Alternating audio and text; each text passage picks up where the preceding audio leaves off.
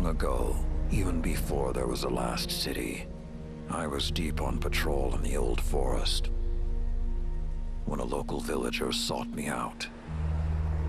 They asked me to catch a thief. I told them the Iron Lords were no mercenaries, but I saw their pride as well as their poverty. When they offered me a loaf of black bread instead of coin, I agreed. Just before sunrise, I caught my thief. A young girl, stealing what she could carry. Food when she could find it, coin when she couldn't, weapons to protect what she had taken. There was no fear in her eyes. She said the bandits in the forest ordered her to steal in exchange for protection. The penalty for theft in those times was death. Instead, I pulled the crest from around my neck and pressed it into her hands. I told her the wolves would protect her. In a settlement rich with stolen supplies, I found the bandits and cut them down. 38 lives to spare one. And for a time, I believed that was mercy. Many winters passed before I found myself back in that part of the old forest.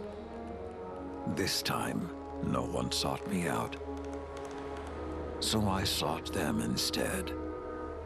Wind blew through rotted wood and rusted metal where the village once stood, and behind it, graves, then piled stones, then bare mounds of earth, and then a pit.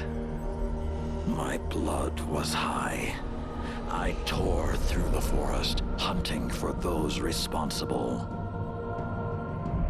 Finally, in a settlement rich with stolen supplies, I found her. A lightless woman with my crest around her neck. There was no fear in her eyes. She spoke plainly.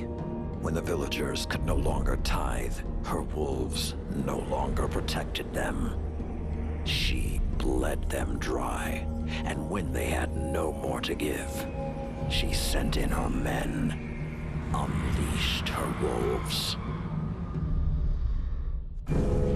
Mercy to an enemy cannot come at the cost of mercy for their victims. The right path isn't always easy to find. But once you do, the only question is whether you're strong enough to walk it.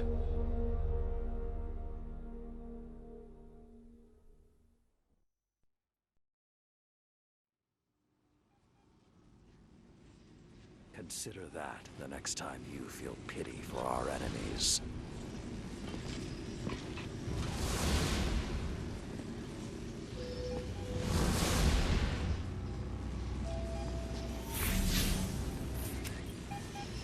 Guardian, over the last year, friends and advisors within the last city have fallen victim to psychic manipulation. Those losses and the rediscovery of the Crown of Sorrow meant that we had to develop psychic countermeasures. So I authorized the deployment of this containment unit developed by Kaito's Scions for psychic analysis of the Hive. The machine can hold the Hive in a painless limbo, neither alive nor dead. This allows Scion operatives to examine their minds, gleaning the information we need. After everything that happened to Osiris, it makes me uncomfortable to rifle through their brains like this.